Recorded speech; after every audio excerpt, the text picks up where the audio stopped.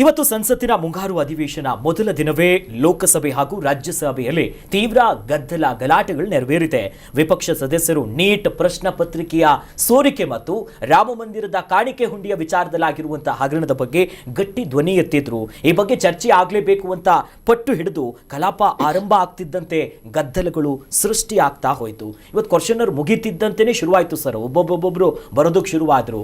ಅಂದ್ರೆ ಚರ್ಚೆ ಮಾಡಲೇಬೇಕಾದಂತ ವಿಚಾರ ಇವರು ಗದ್ದಲ ಜಾಸ್ತಿ ಮಾಡ್ಕೊಂಡು ಆ ವಿಚಾರನೆ ಹಾಳು ಮಾಡಿಬಿಡ್ತಾರೆ ಅನ್ಸ್ಬಿಡುತ್ತೆ. ಈಗ ನೀವು ಯಾವಾಗ ಸರಿಯಾಗಿ ಸ್ಪಂದಿಸ್ತಿರೋ ಅವರಿಗೆ ಅವ್ರು ಕೇಳ್ತಾರೆ ಈ ವಿಚಾರವಾಗಿ ಮಾತಾಡಬೇಕು ಅಂತಂದಾಗ ಮಾತಾಡೋದಕ್ಕೆ ಅವಕಾಶ ಕೊಡೋದಿಲ್ಲ ಅಂತಂದಾಗ ಗಲಾಟೆಗಳು ಶುರು ಆಗುತ್ತೆ.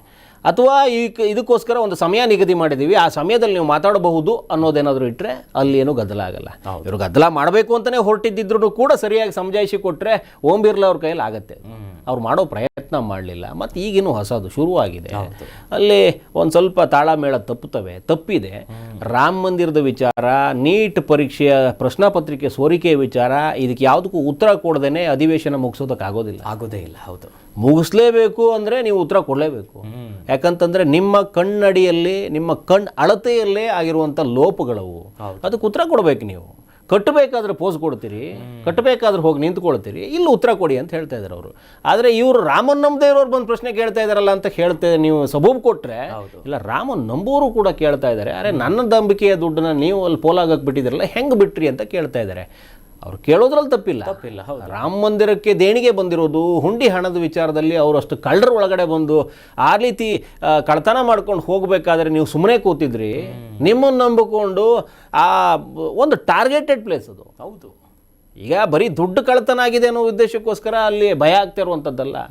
ತುಂಬ ಜನರ ಒಂದು ಅಸ್ಮಿತೆ ಆಗಿತ್ತು ಅದು. ಬಾಬರಿ ಮಸೀದಿಯನ್ನು ಒಡೆದಾಕಿ ಇವತ್ತು ಅಯೋಧ್ಯೆ ಮಂದಿರ ಕಟ್ಟಿದ್ದಾರೆ. ಸುಪ್ರೀಂ ಕೋರ್ಟ್ ಆದೇಶದ ಮೇರೆಗೆ ತೀರ್ಪು ಬಂತು, ಎಲ್ಲವೂ ಸಂತೋಷವಾಗಾಯಿತು. ಒಂದು ಅಯೋಧ್ಯೆ ರಾಮ ಮಂದಿರ ಸೃಷ್ಟಿ ಆಯ್ತು.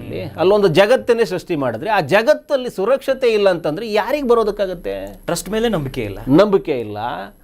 ನೀವು ಹುಂಡಿ ಕಳ್ಳನ್ನೇ ಹಿಡಿಯೋಕ್ಕಾಗಲ್ಲ, ಬಾಂಬ್ ಇಡೋನ್ ಹೆಂಗೆ ಇಡ್ತೀರಿ ಸ್ವಾಮಿ ನೀವು? ಹೌದು, ಒಬ್ಬ ಹುಂಡಿ ಕಳ್ಳ, ದೇಣಿಗೆ ಕಳ್ಳ, ಅವನು ಕಳ್ತನ ಮಾಡ್ಕೊಂಡು ಹೋಗಿದ್ದನ್ನೇ ನೀವು ಮುಚ್ಚಿಡ್ತೀರಿ ಅಂತಂದ್ರೆ ಇಲ್ಲಿ ಸುರಕ್ಷತೆಗೆ ಅಡ್ಡಿ ಆತಂಕ ಮಾಡುವಂಥವ್ರನ್ನ ಪೋಷಣೆ ಮಾಡ್ತಾ ಇಲ್ಲ ಅಂತ ಹೆಂಗೆ ಹೇಳ್ತೀರಿ?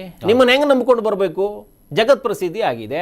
ನನಗೆ ಆ ದೇವಸ್ಥಾನದ ಮೇಲ್ಗಡೆ ನಂಬಿಕೆ, ಶ್ರೀರಾಮನನ್ನು ನೋಡಬೇಕು ಅಂತ ಎಲ್ಲಿದ್ದೋ ಬಂದಿರ್ತೀನಿ, ಯಾವ ನಂಬಿಕೆಯಲ್ಲಿ ಬರಲಿ ಅಂತ ಕೇಳ್ತಾನೆ. ಬರೀ ಹುಂಡಿ ವಿಚಾರ ಅಲ್ಲ ಇದು, ಸುರಕ್ಷತೆಯಲ್ಲೇ ತುಂಬ ದೊಡ್ಡ ಲೋಪ ಇರುವಂಥದ್ದು ಕಾಣಿಸುತ್ತೆ. ಉತ್ತರ ಪ್ರದೇಶ ಸರ್ಕಾರದ ಮೇಲ್ಗಡೆನೆ ಇದೊಂಥರ ಕಪ್ಪು ಚುಕ್ಕೆ ಕಳಂಕ ಬಂದು ಕೂತ್ಕೊಂಡ್ಬಿಡ್ತು. ನನ್ನ ನಂಬಿಕೆ ಸ್ವಾಮಿ, ನಾನು ಬರಬೇಕು, ನನ್ನ ರಾಮನ ನೋಡೋಕ್ಕೆ ಬರ್ತೀನಿ, ನನಗೆ ಸುರಕ್ಷತೆ ಕೊಡ್ತಾ ಇಲ್ಲ ನೀವು ಅನ್ನೋ ಕಾನ್ಸೆಪ್ಟಲ್ಲಿ ಹೋಗ್ತಾ ಇದೆ. ನೀವು ಹುಂಡಿ ಕಳ್ಳನ್ನೇ ಬಿಟ್ಟಿದ್ದೀರಿ, ಬೇರೆಯವ್ರನ್ನ ಹೆಂಗೆ ಬಿಡಲ್ಲ ಅಂತ ನಾನು ನಂಬ್ಕೊಂಡು ಬರಲಿ ಅಂತ. ತುಂಬ ದೊಡ್ಡ ಮಟ್ಟದ ಚಕ್ರವ್ಯೂಹದಲ್ಲಿ ಉತ್ತರ ಪ್ರದೇಶ ಸರ್ಕಾರ ಸಿಕ್ಕಾಕೊಂಡಿರುವಂಥದ್ದು. ಒಂದು ರಾಮನ ಹುಂಡಿ ವಿಚಾರದಲ್ಲಿ, ಇನ್ನೊಂದು ಸುರಕ್ಷತಾ ವಿಚಾರದಲ್ಲಿ. ಇವತ್ತು ಕೇಂದ್ರದಲ್ಲಿ ನಡೀತಾ ಇರುವಂಥ ಈ ಸಂಸತ್ತಿನ ವಿಚಾರ ಅಧಿವೇಶನದಲ್ಲಿ ಬಹುದೊಡ್ಡ ಚರ್ಚೆಯಾಗಿ ನಿಂತುಕೊಳ್ಳುತ್ತೆ. ಸ್ವಾಮಿ, ನೀವು ಅಯೋಧ್ಯೆ ವಿಚಾರ ಮಾತಾಡಲೇಬೇಕು, ಅಯೋಧ್ಯೆ ವಿಚಾರದಲ್ಲಿ ತುಂಬ ಹೇಳಿಕೆಯನ್ನು ಕೊಡಲೇಬೇಕು ಅಂತ. ಇದರ ನಂತರದಲ್ಲಿ ಇದೆಯಲ್ಲ, ಆ ಹುಡುಗರು ನಿಂತಿದಾರಲ್ಲ, ಅದ್ರ ಕಡೆ ಗಮನ ಕೊಡೋಣ. ಕರ್ನಾಟಕ ನ್ಯೂಸ್ ಬೀಟ್ ಫಾಲೋ ಮಾಡಿ, ಸಬ್ಸ್ಕ್ರೈಬ್ ಮಾಡಿ.